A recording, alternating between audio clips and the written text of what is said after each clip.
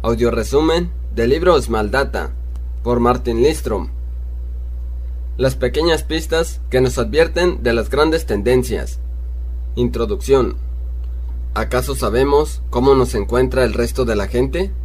¿Somos conscientes de la secuencia irregular de pequeños datos que dejamos tras nosotros a diario? Los rituales, hábitos, gestos y referencias que confluyen para exponer quiénes somos en verdad interiormente. La mayor parte del tiempo, la respuesta es no. Lo que merendamos, cómo organizamos nuestras páginas de Facebook, lo que tuiteamos, si masticamos chicles de canela o pastillas de nicotina, todos estos gestos ligeros pueden parecer de buenas a primeras, indiscriminados, erráticos y demasiados pequeños para tener demasiada relación con nuestras identidades. Pero cuando comenzamos a ver la vida a través de la nueva y desconocida lente de los pequeños datos, también encontramos pistas reveladoras sobre las personas más cercanas a nosotros, incluidos nosotros mismos. No importa lo insignificante que pueda parecer inicialmente, todo en la vida nos cuenta una historia. Las empresas me contratan como consultor para determinar qué es lo que realmente deseamos como humanos, para que a la vez podamos averiguar maneras de proveerlo. El nombre de mi trabajo podría ser consultor de marca, pero la mayoría de las organizaciones me contratan como sabueso itinerante, cuya misión es desenterrar la más nebulosa y abstracta de las palabras, el deseo. El deseo siempre está ligado a un relato y a un hueco que necesita llenarse. Un anhelo que se inmiscuye, agita y motiva el comportamiento humano, tanto consciente como inconscientemente. El deseo se manifiesta de una forma u otra 100 veces al día, con incontables caras y apariencias. Puede aparecer como deseo por el dinero o por el estatus, o por la necesidad de pertenencia a un grupo, la necesidad de mezclarse entre la muchedumbre, o alternativamente de destacar. Puede ser el deseo de volverse uno con otra persona, o con la naturaleza o con la música, o como lo que comúnmente se conoce como el universo. Ansiamos la seguridad del pasado, lo cual es un deseo, y la promesa del futuro, lo cual es otro deseo. Con el fin de volvernos más deseables para otros, compramos nuevas ropas, nos cepillamos los dientes, nos aplicamos crema facial, nos afeitamos, compramos un nuevo par de gafas. Al mismo tiempo, como un amigo una vez observó, la cosa más difícil es mirarse en el espejo y describirse uno mismo. El trabajo que hago es una conversión acelerada de la antropología etnográfica o participativa, siendo la diferencia que en lugar de pasar años en un lugar observando a una tribu de personas, paso semanas y en ocasiones meses en otro país, si se me puede llamar así. Me veo a mí mismo como un amalgamador y observador neutral que une los trozos de pequeños datos, creando un mosaico del que intento extraer un hilo argumental razonable. Mis métodos pueden ser estructurados, pero también están basados en un montón de errores y ensayos y error, e hipótesis fallidas de las que tengo que deshacerme antes de empezar de nuevo desde el principio. Entraré en mucho más detalle sobre mi metodología en el siguiente capítulo. Cuando entro en el hogar de alguien, lo primero que hago es reunir tantos datos racionales y observarlos como puedo. Tomo notas, tomo cientos de fotos, grabo video tras video. El detalle o el gesto más pequeño puede convertirse en la clave para descubrir un deseo que hombres, mujeres y niños, y en algunos casos la propia cultura, no sabía que tuvieran. Busco pautas, paralelismos, correlaciones y no menos importantes, desequilibrios y exageraciones. Típicamente me concentro en los contrastes entre el día a día de las personas y sus deseos no reconocidos o insatisfechos, evidencias que pueden encontrarse en cualquier parte. Algunas veces llego tan lejos como para mudarme a las casas o departamentos de estas personas, donde con el permiso del propietario me comporto como si estuviera en mi casa.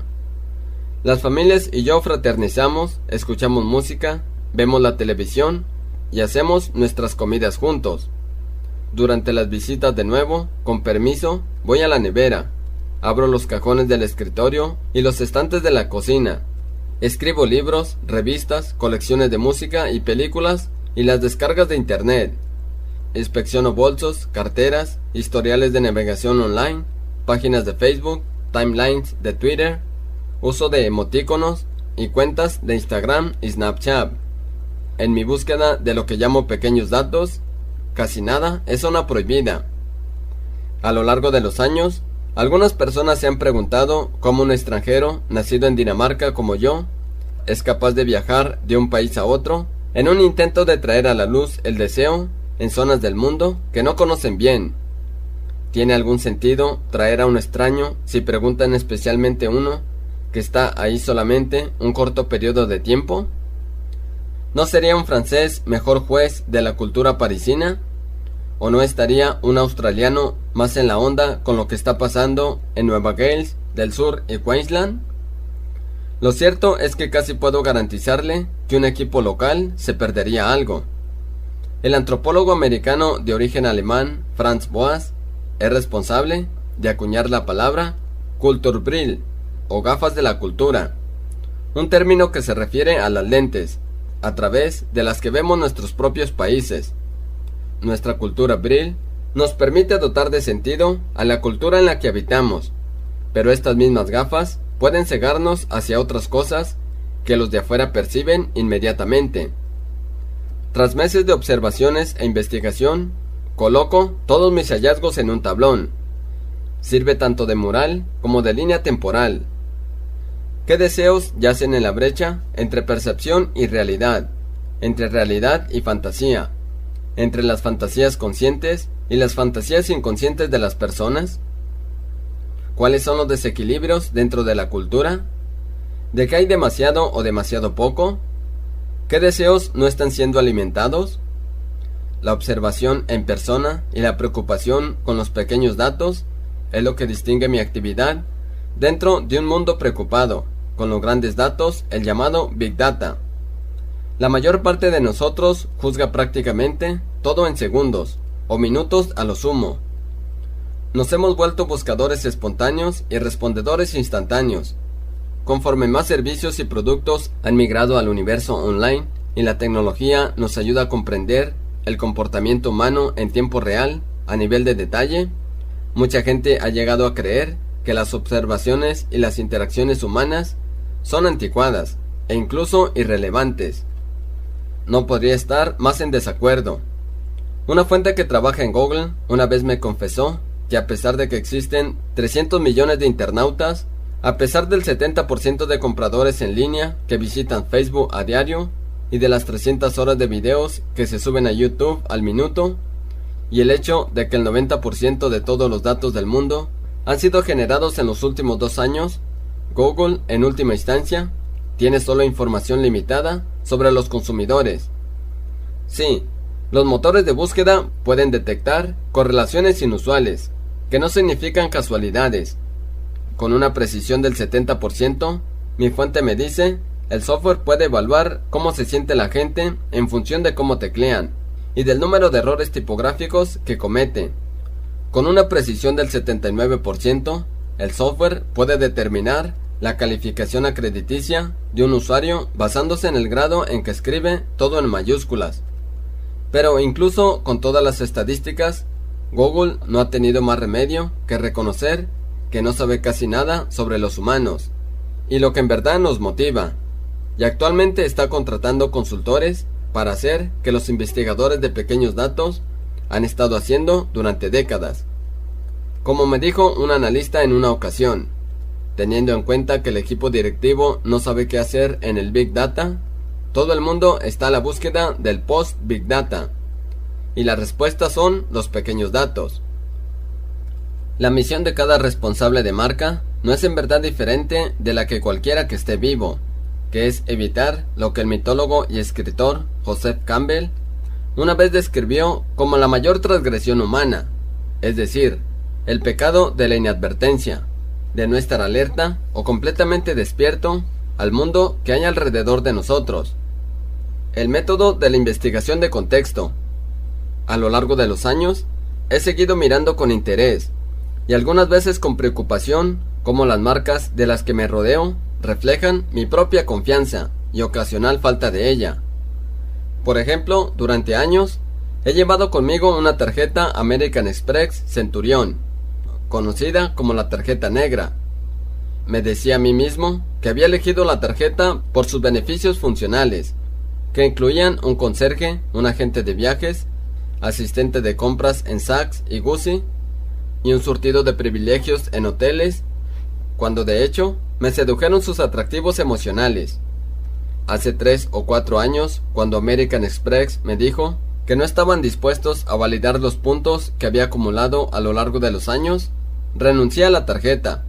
Reemplacé mi Amex con una Visa que ofrecía más del doble de puntos.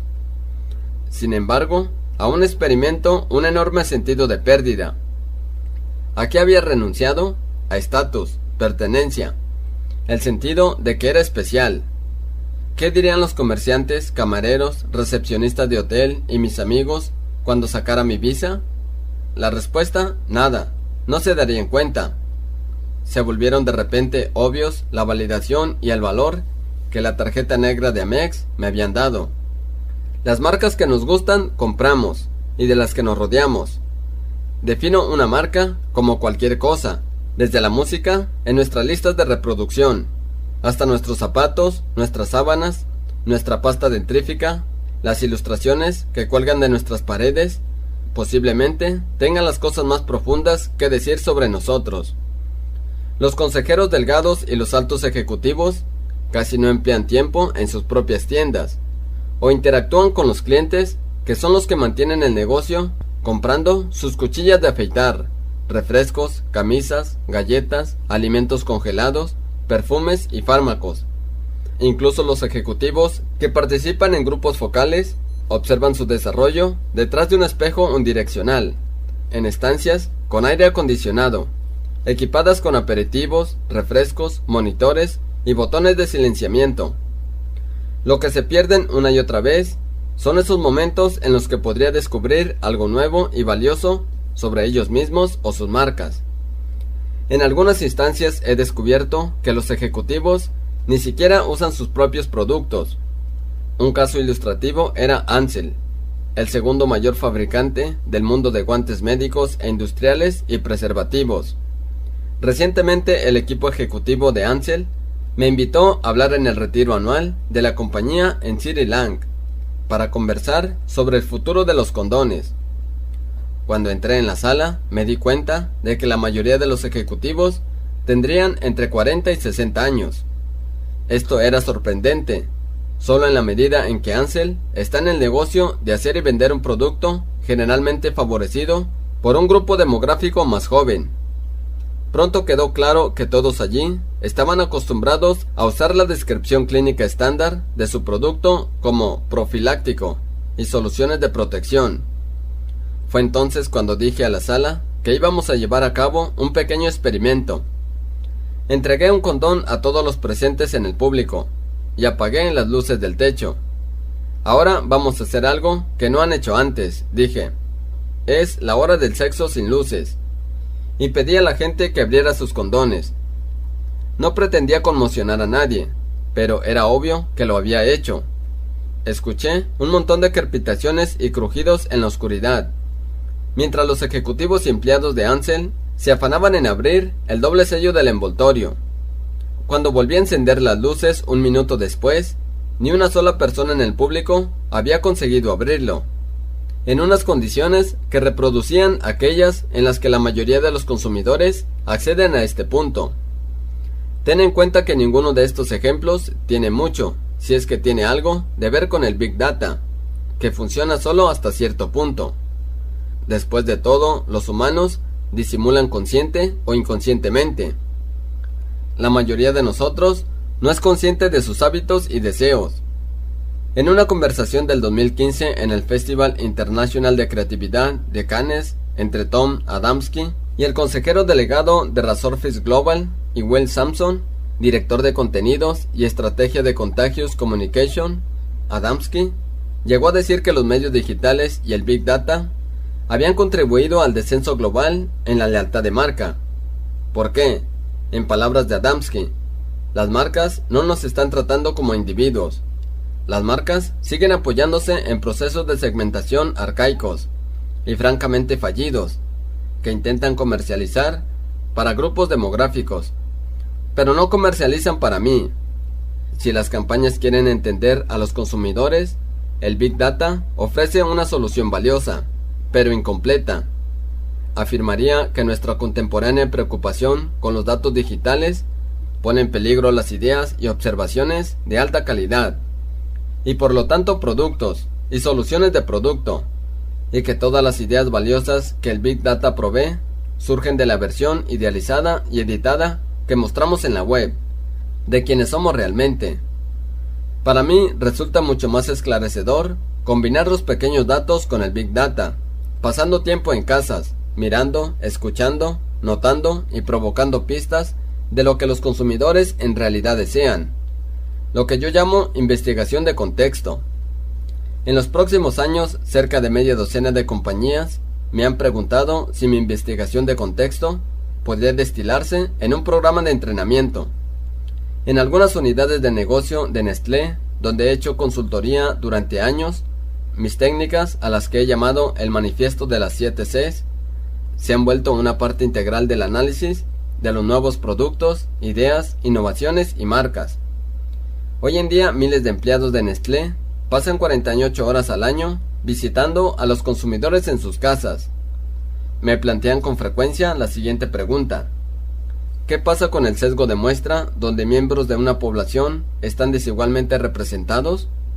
Con un tamaño de muestra menor, ¿cómo puede alguien, mucho menos una compañía, esperar encontrar una respuesta o solución integral?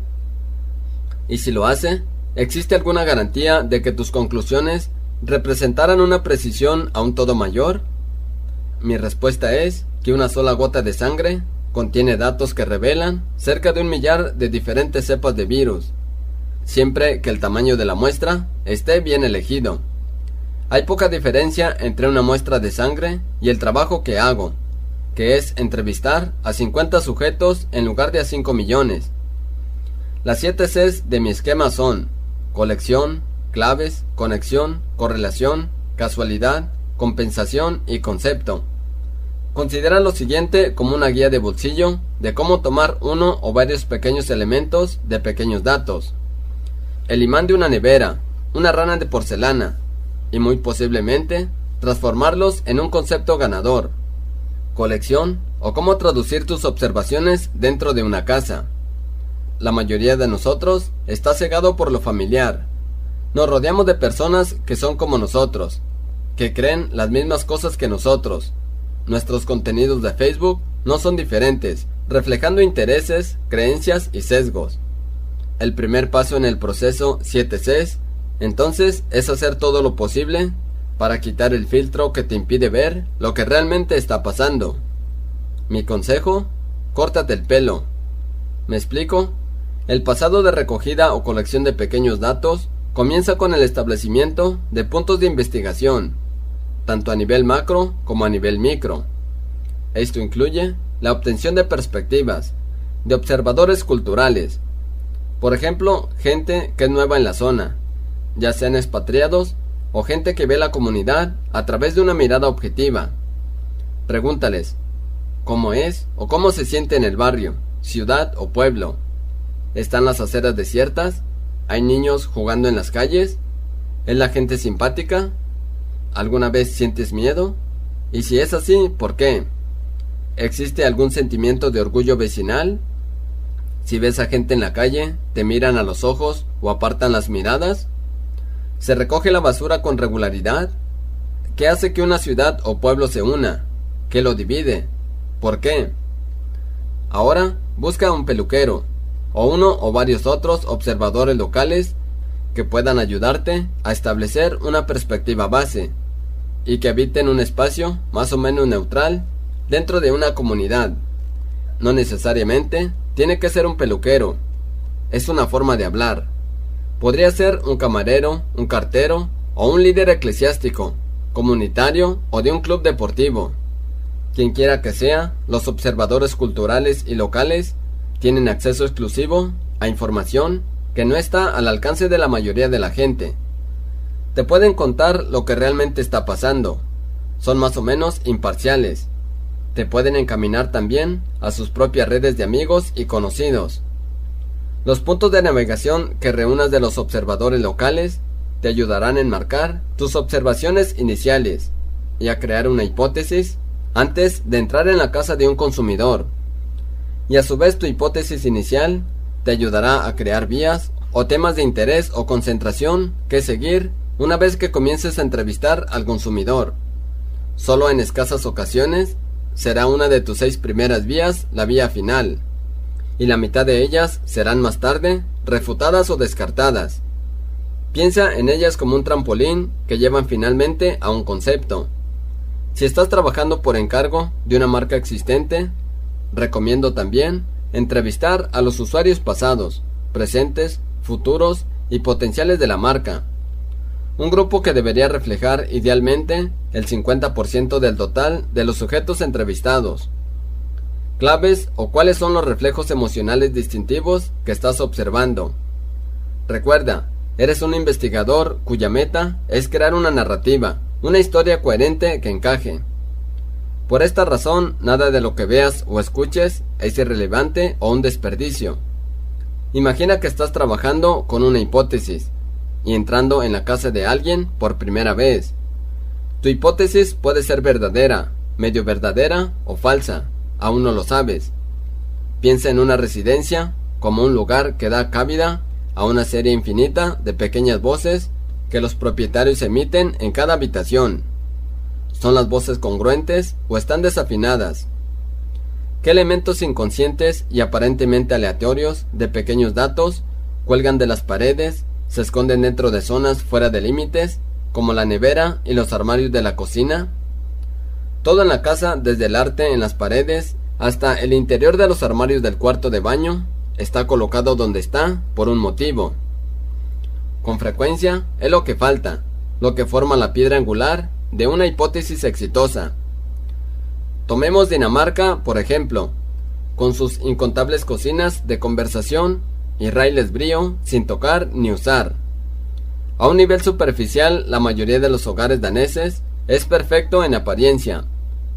Acércate y te darás cuenta de que habitación tras habitación, todo es de hecho simulado, y los niveles de estrés del país están entre los mayores del mundo. En relación con esto, toma nota de un pequeño símbolo que pudiera de hecho arrollar todas las demás pistas.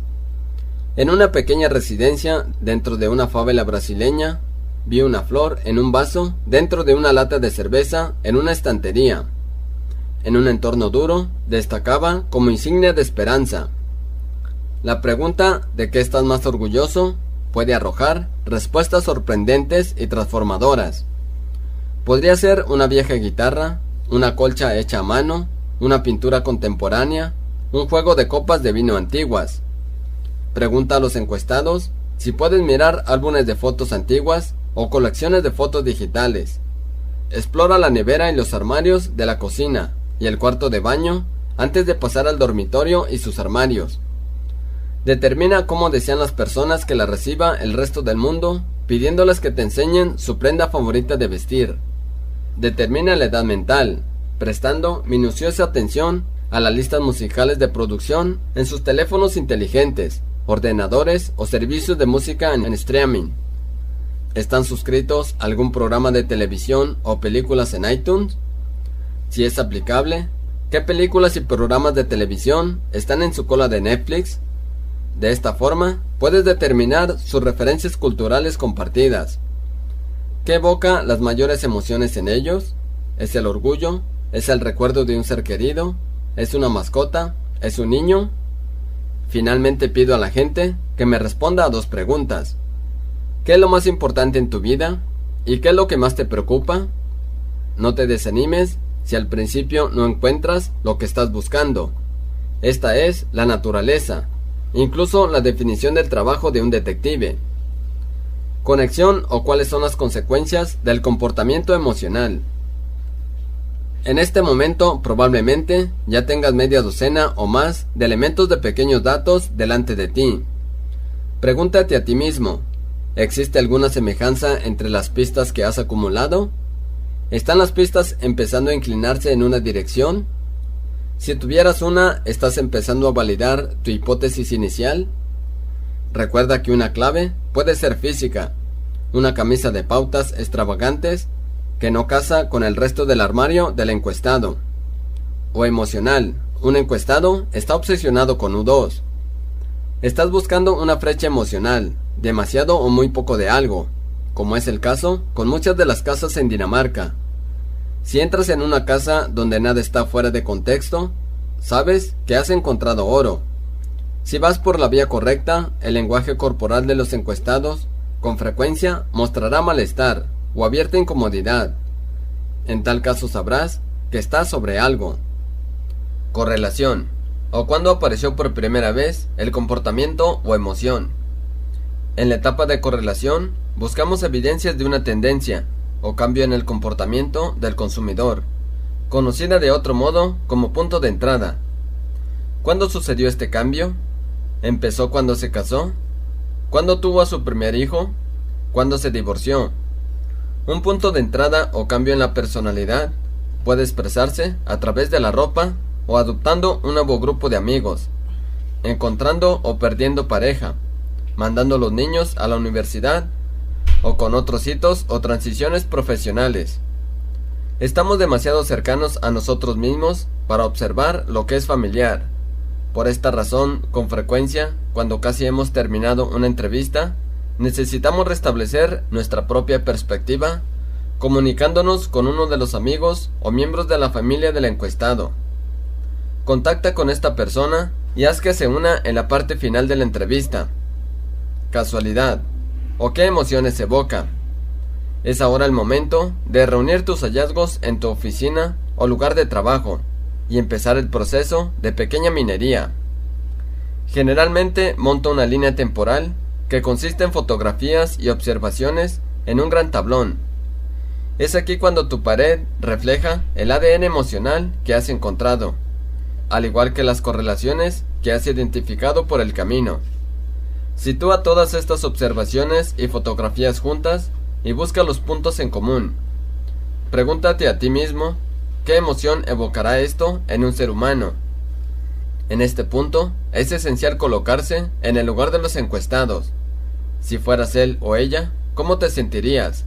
¿Qué querrías?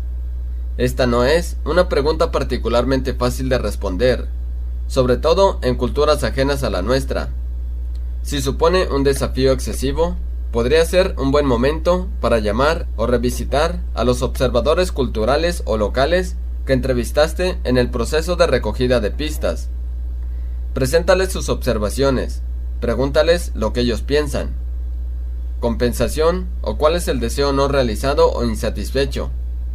Después de haber validado tu casualidad, ahora es el momento de destilarla en su esencia más emocional, el deseo.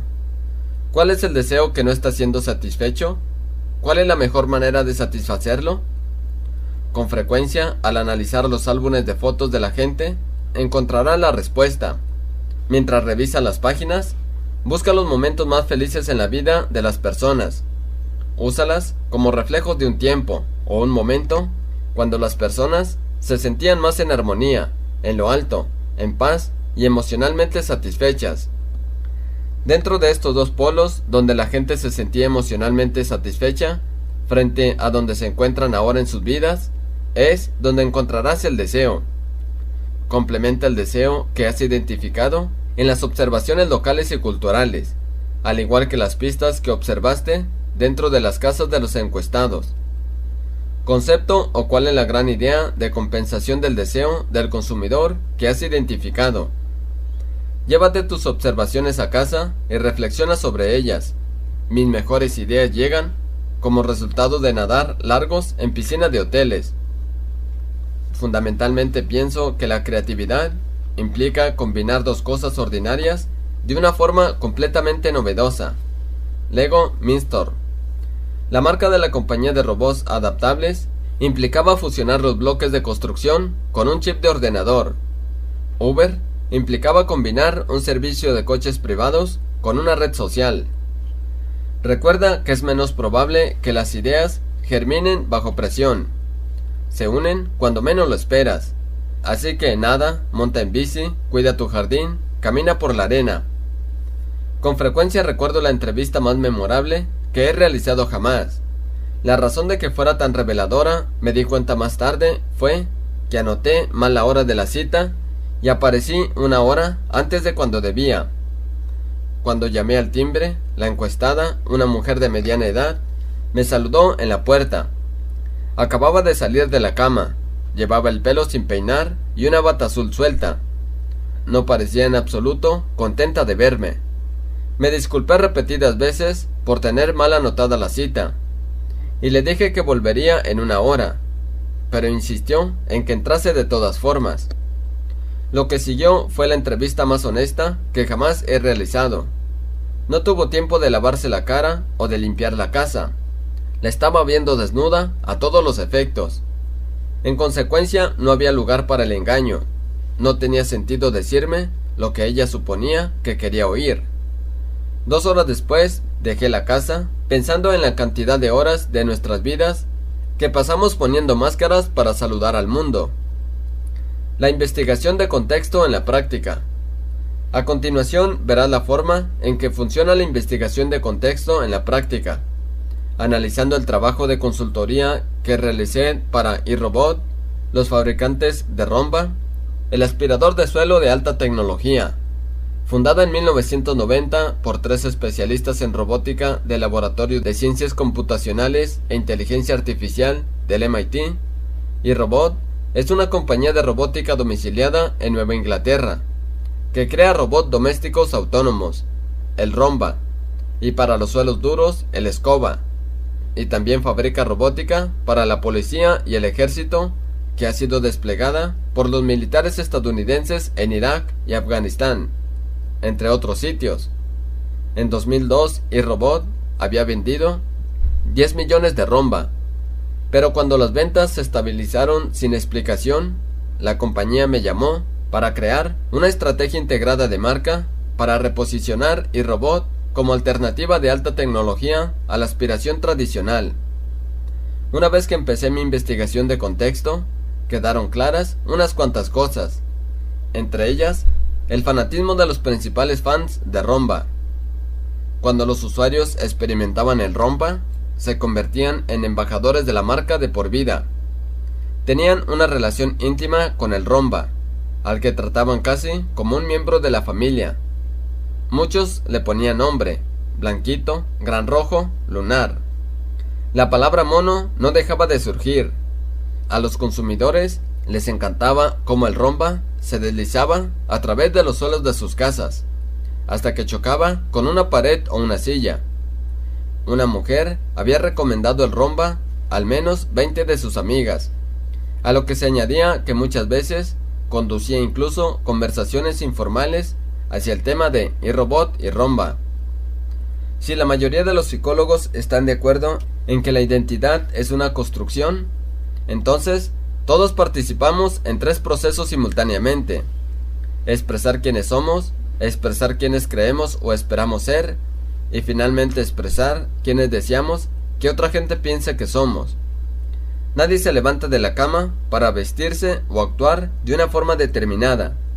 Cada uno de nosotros es una creación propia deliberada. Nunca fue esto más obvio que cuando entrevisté a propietarios de Romba en sus hogares y apartamentos en Nueva York y Nueva Inglaterra. Mono, cool, iba a jugar un papel fundamental en el relanzamiento de Romba. Cuando entrevisté a gente sobre Romba, de primeras, muchos me hablaban sobre sus beneficios funcionales. Romba ahorraba tiempo. Romba deliberaba sus sueños de responsabilidades caseras. Gracias a Romba, la casa estaba más limpia, no solo en los lugares obvios, sino en los rincones de difícil acceso. Pero el lenguaje corporal de mis entrevistados los delataba. Mientras hablaban, movían sus manos y se rascaban la nuca y sus antebrazos. Esto me decía una cosa: puede que Romba tuviera multitud de beneficios funcionales, pero su verdadero atractivo visceral era para el yo gemelo del dueño, en este caso el niño interior, que nunca había tenido lo que él o ella quería cuando estaba creciendo. En el transcurso de la contextualización por encargo de iRobot, me encontré repetidas veces entrevistando a hombres y mujeres que tenían empleos altamente estructurados, disciplinados y administrativos con títulos establecidos. Eran abogados, tasadores de reclamaciones de seguros, representantes de ventas, mandos intermedios. Aunque en casa una vez se despojaban de sus ropas de oficina, revelaban otra faceta de sí mismos. Para compensar sus empleos diarios, estandarizados y regulados, la mayoría había creado una pequeña rareza rebelde, una manera de romper el marco, como yo lo denomino, que no podía evitar recordarme a las plantas tratando de romper el pavimento que las rodea, brotes de esperanza, individualidad, libertad. La mayoría de nosotros posee una aspiradora, o por lo menos una escoba, un recogedor o una mopa. Incluso si decidiéramos cambiar nuestra aspiradora o cepillo y recogedor por una romba, lo almacenaríamos sin duda en un armario, junto al resto de las herramientas domésticas que no están a la vista, ¿o no? En lo que se refiere a los dueños de romba, la respuesta era no. En la mayoría de las casas y apartamentos, romba estaba parcialmente escondido y parcialmente expuesto. Una mitad de romba estaba visible, como si hubiera decidido esconderse en un armario, bajo una cama, pero hubiera cambiado de opinión en el último momento. En la mayoría de las casas y apartamentos había espacio de sobra para guardar un romba, lo que significaba que su colocación era intencionada. Esta era de hecho una pista clave. En la superficie puede que el romba fuese un utensilio de limpieza, eficiencia y ahorro de tiempo, todo envuelto en un paquete de robótica de alta tecnología. Pero esa no era la razón por la que a los consumidores les encantaba romba. No, romba era una forma de romper el marco de las vidas institucionalizadas que llevaba durante la semana. Estaba permitiendo a una marca anunciar al mundo que eran interesantes, diferentes, imaginativos, peculiares e incluso monos. Otro dato interesante sobre muchos de los dueños de una aspiradora romba: muchos de ellos tenían una mascota que había muerto recientemente, o también estaban a punto de hacerse con una. Y fue entre esos dos momentos cuando romba llegó a sus vidas. Romba representaba un puente que conectaba el pasado con el presente, con identidad pasada con otra futura. Había un motivo final, secreto por el que algunos varones jóvenes, solteros, se compraban un romba, para llevarse mujeres a la cama. Me llevó un tiempo y numerosas entrevistas averiguar esto. Desde luego a estos jóvenes les encantaba estar al día con la última tecnología. Si romba era un ahorro de tiempo y les permitía aspirar y hacer otras cosas al mismo tiempo. Pero romba era también un artilugio fundamental para ligar, por ejemplo para Jim. Cuando le pedí a Jim que enumerase por orden de importancia los 4 aspectos de su apartamento más susceptibles de atraer a las visitantes femeninas, ni siquiera tuvo que pensárselo: su perro, los juguetes de bebé, la bandera deshilachada que tenía colgando sobre su cama, su romba. Pero no me di cuenta de dónde se había desviado iRobot de su curso, hasta que me dirigí al aeropuerto para mi siguiente trabajo, que era una contextualización para Pepsi. Mientras estaba sentado en mi asiento, empecé a preguntarme por qué en general la comida sabe peor cuando estás en el aire. ¿Tiene algo que ver con el flujo de aire, con las instalaciones de cocina mínimas, o con el hecho de que las aerolíneas estén recortando donde pueden? También observé que cuando llevaba puestos mis auriculares, mi comida parecía saber mejor de lo que lo hacía cuando me quitaba esos mismos auriculares. Jugueté con los auriculares, ajustando el volumen, apagando el elemento de reducción de ruido, pero no había casi diferencia. Sin duda alguna, mi comida e incluso el refresco que estaba bebiendo sabía mejor que cuando tenía los auriculares puestos.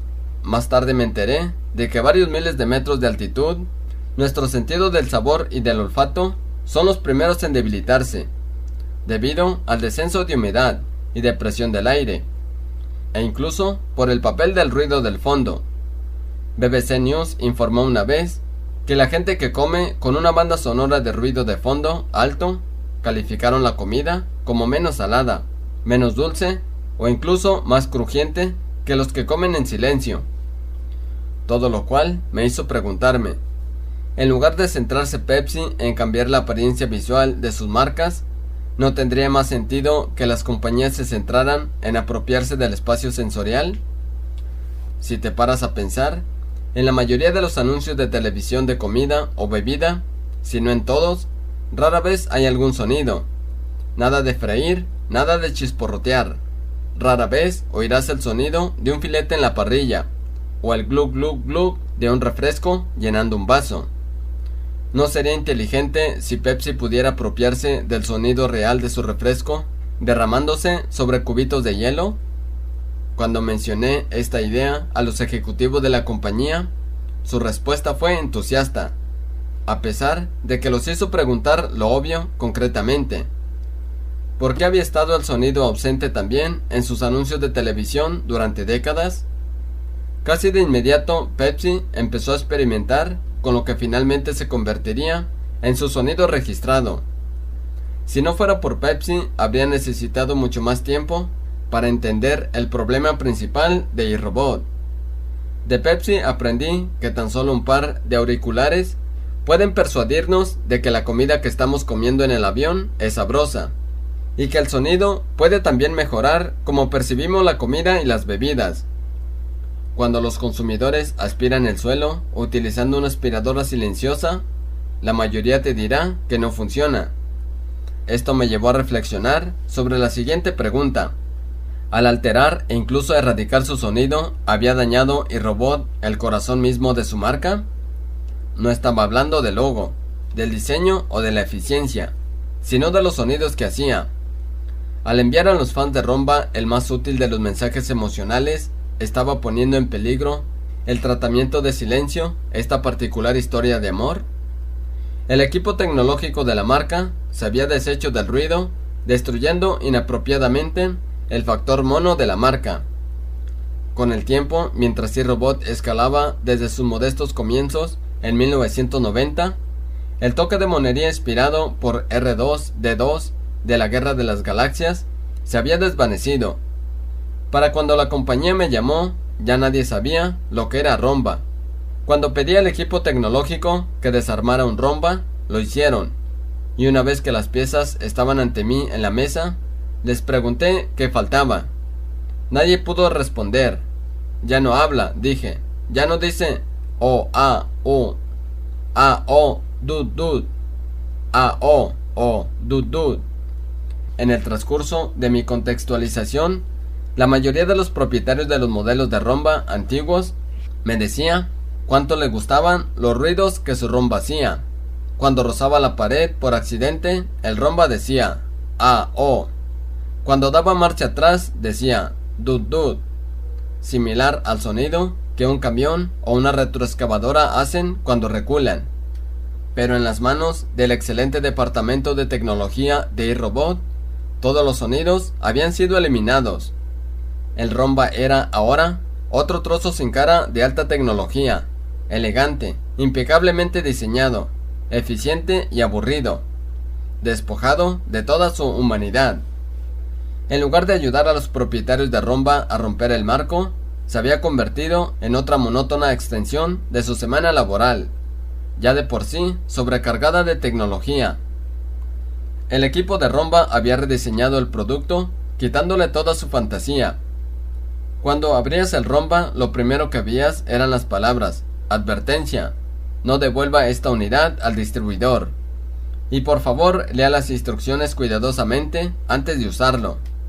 Si los fans acérrimos de Romba buscaban formas de romper el marco, y si su Romba servía como un dispositivo de comunicación silencioso, ligado íntimamente a la identidad y en algunos casos sorprendentemente al éxito romántico, esta era una estrategia perdedora. Mi misión: reinfundir la monería. Cuando pregunté a los fans de Romba qué otras marcas les recordaba más al Romba, la mayoría me dijo que el Mini Cooper del BMW, que todo el mundo estará de acuerdo que ha hecho de lo cool una ciencia. Cuando pides un nuevo Mini Cooper, entre otros comunicados, BMW envía con prontitud actualizaciones desde Inglaterra, links digitales sobre el Mini y una pegadita reflectante. Cuando un nuevo Mini está a bordo de un barco de contenedores, camino de su destino, las comunicaciones de la compañía continúan. El Mini está disfrutando de su crucero y relajándose, y está deseando verte. A los propietarios de un Mini que le han tenido en reparación en un concesionario de BMW, les devuelven el coche, con un signo en su volante que dice: "Te he echado de menos". Inspirándome en el Mini Cooper, pedí al equipo de investigación y desarrollo de iRobot que dejara a un lado la funcionalidad de alta tecnología del Romba e hiciera lo que pudiese para traer de nuevo su emocionalidad y humanidad. Les pedí que tuvieran en cuenta un solo dato. Puede que Romba sea una pieza magistral de tecnología, pero también es un juguete, un bebé, una mascota, un tema de conversación, un desplazamiento para la identidad de sus sueños, y para algunos hombres jóvenes, una forma de llevarse mujeres a la cama. Seguro podría haber barrido los lugares más difíciles de alcanzar en una casa, pero ese era probablemente el menor de sus talentos. Fin del resumen, por Audioresumen. Martin Lindstrom es uno de los mayores expertos en marketing. Fue elegido por la revista Time por una de las 100 personas más influyentes del mundo en el año 2009. Actualmente es un asesor de muchas de las más importantes compañías y multinacionales como PepsiCo, Nokia o American Express, y fue directivo de la agencia de publicidad BBDO. Es autor de otros 5 libros, traducidos a más de 40 idiomas, en los que se incluyen el bestseller Brand Sense. Termina el audioresumen.